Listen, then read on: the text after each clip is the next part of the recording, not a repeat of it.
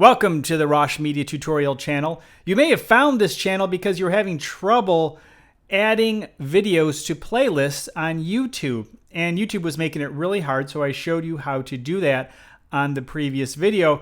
But YouTube has made it a little bit easier, but I still need to show you how to do it.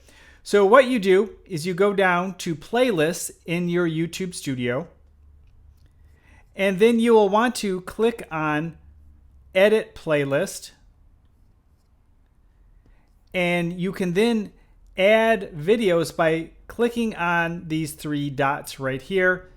Click on Add Videos, and then you can decide where you want to pull that video from your own videos, from a URL, or searching YouTube.